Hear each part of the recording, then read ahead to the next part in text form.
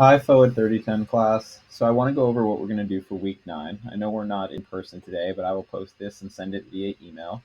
This is going to be an asynchronous work week, as you might have noticed on our schedule. What I want you to work on is blog post 1. I'll go over all the blog posts that you will complete, but it is our final project. It is the C2T2 project. So it's coding and computational thinking for teacher training. And the essence behind this project is you are going to eventually create a lesson plan that integrates technology in some facet, but promotes computational thinking in your students. And so, quickly, let's just go over what IBL is and its inquiry based learning. It's what's guiding our project, that C2T2 project. And so, what inquiry-based learning really means, and I want you to read through some of these resources that I attached here, but it's a cycle that begins with asking questions and then having students investigate those questions to learn more about that. They then create something through experimentation. You're going to be creating a lesson plan.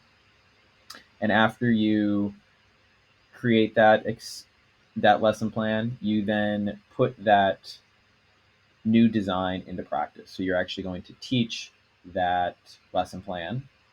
You're going to teach it micro teaching, is what I like to call it. So you're going to practice teaching it with your partner. This is all a partner process.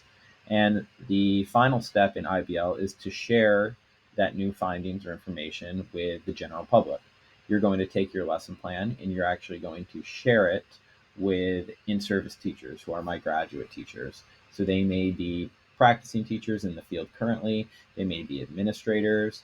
I'd like to have you connect with these professionals and hopefully build some connections so that you can either lean on them when you have a job search and maybe they have some prospective job listings that you could apply for, but also just pick their brain about real practical matters that are happening in the classroom and how your design in your lesson plan, which is all driven by a question, would actually integrate into a practical classroom. And so this whole idea of IBL, you can see there's a couple different ways in this infographic here of how IBL can work. There's free inquiry, where the student actually chooses their topic without having to think about a prescribed outcome. There's guided inquiry, where the teacher chooses the topic or question and then the students design the product or solution. That's what we're doing. I'm giving you the question. The question is, how can you integrate computational thinking into your teaching practice? There's controlled inquiry, and then there's also structured inquiry that you can read a little bit more about. It gets more and more defined as you move forward, where in that controlled inquiry, that teacher chooses topics, identifies the resources, and then the student just uses those resources to answer questions. The structured is very rigid, where the student follows a prescribed problem solving method to engage with content and solve the problem. We're going to use guided inquiry because I know you obviously can handle it and do some of your own research to try to answer this question. But it also works fairly well because you're all coming from different backgrounds and have different majors. So your answer to the question may be different. So let's jump into the blogs you're going to write. The blogs are going to guide your project, your entire C2T2 project. Again, there's no final in this class. This is your final. If we look at the blog post instructions, you can see here that I want you to investigate some topics. So this first blog post, you are going to try to investigate this question through research. How can teachers, pre-service and or in-service teachers, you guys are pre-service teachers, integrate CT or computer science into their teaching of other core content? I know you all aren't interested in computer science necessarily, but if you did enjoy that coding we did last week, you can put an emphasis on that in your lesson plan. But normally what my FOED 3010 students do is focus on that computational thinking. We talked about abstraction, algorithmic thinking. We talked about pattern recognition. We talked about how we can sequence things and loop things, and it's in our everyday life. There were those four major computational thinking categories that we tried to apply to some real world settings. I want you to apply it to your students and try to elicit computational thinking in them. And you can go back and look at the resources from last week. But your IBL blog post 1 is going to be a different post than your partner. So this is important because I want you to both bring different perspectives to your conversations once you meet this week. You are going to read this article that's posted by the Tennessean. It's telling you about how STEM educators are being prepared and the efforts put in place by our governor to incorporate computational thinking into the classroom. But you will explore the notion of CT and CS in terms of education. You're going to research different ways CT and CS are used in education, and you're going to reflect on it.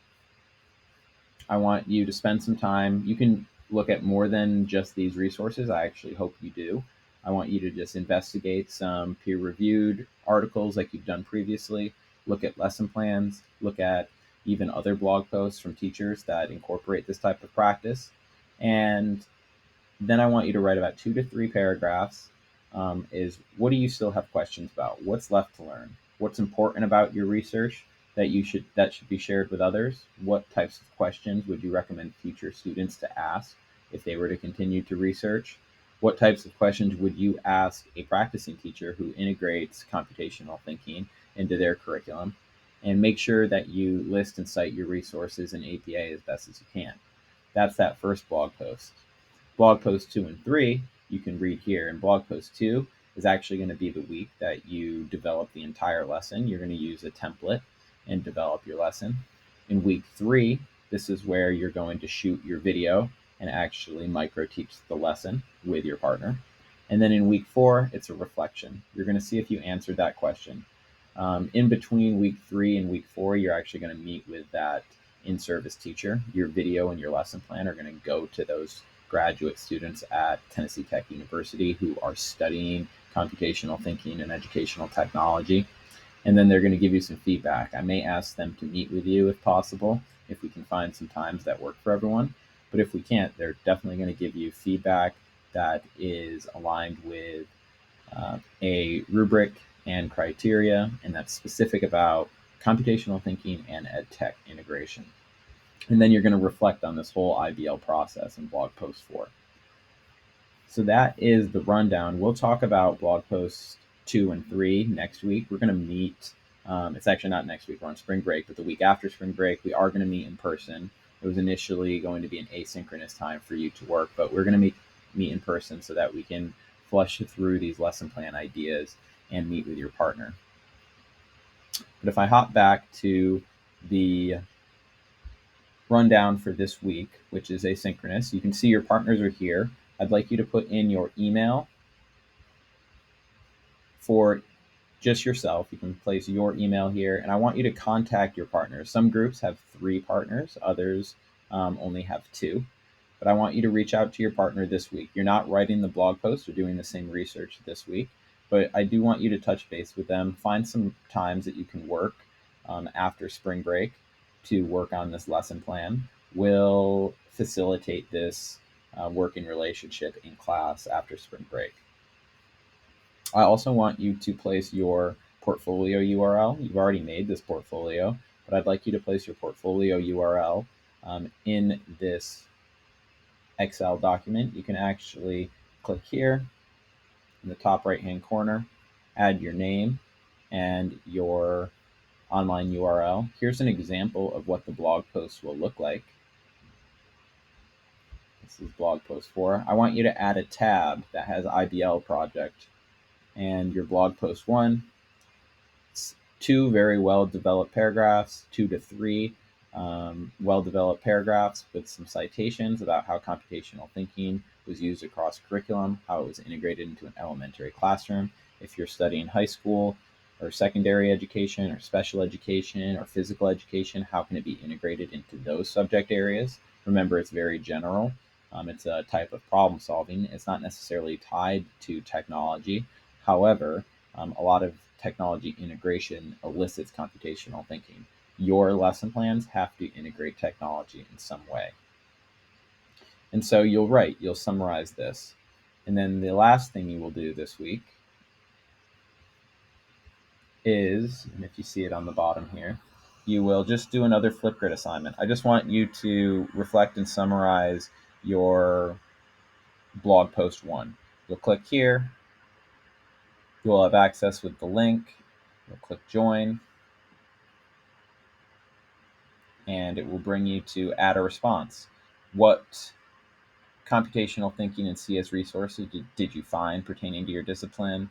What is computational, or how is computational thinking relevant to your teaching discipline? What is computational thinking in your own words, and why is it important for students to understand? And what is one interesting fact or idea in regards to computational thinking? And what is IBL to you? Why is it valuable?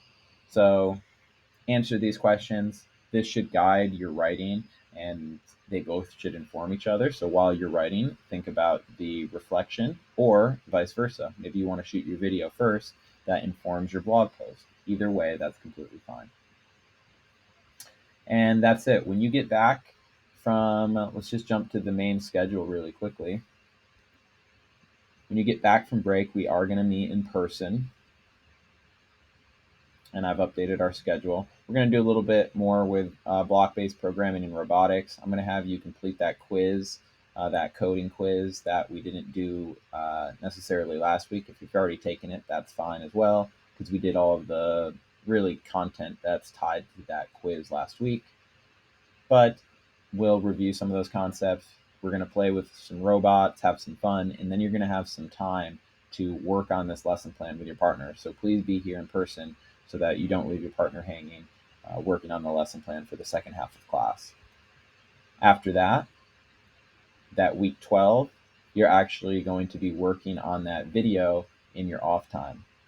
I will be here at Bar 2 Hall to help you if you have trouble shooting the video, but I'm going to give you the class period to actually film the video, make it quality teaching. It's going to take probably a couple trials and tests to make sure that your camera is working correctly, you feel comfortable articulating the concepts, and working with your partner and getting a rhythm into your teaching lesson.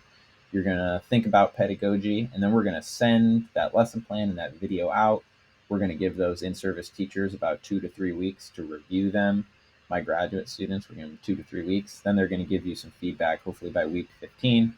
And that last week, you can write your reflection blog post as your final project. And we're going to submit these lesson plans to TK20 and the videos. So I hope that all makes sense. If you have any questions, please let me know. I will be by my email all this week to monitor any questions that you have. But you have blog post 1 due this week, and that Flipgrid assignment. That's fairly similar. They should drive each other. They should help influence each other, really refine your ideas. And I do want you to touch base with your partner. So make sure you put this email, your email that you can be reached by here, and email your partner. Don't wait around. Be the proactive one. Shoot them an email. You can share your cell phone numbers if you need. If that makes more sense, you can create a Google Drive or a OneDrive folder so that you can share documents. You will have to work together in a sense. I will ask for you to keep a time log in that blog post too, you'll notice if you read through those instructions. But I also just want you to look through some of these resources. There's resources here regarding IBL, blog posts. Here's the resource on IBL that I shared.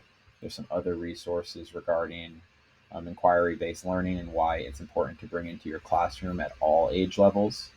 And so with all that being said, I hope you have a good week. Shoot me an email. I'm always available to meet. We can meet via Zoom as well if you're off campus. And I look forward to seeing how these projects progress. I think they're one of the more enriching projects we do because you're creating an artifact that I think is unique. It integrates technology. It talks about computational thinking, which is very relevant in education. And it should be valuable to not only you, but hopefully a future employer, that you're able to knowledgeably talk about these concepts, and you're really co-teaching and working with another. So that's a valuable skill as well. So shoot me an email if you have any questions. I'll talk to you soon.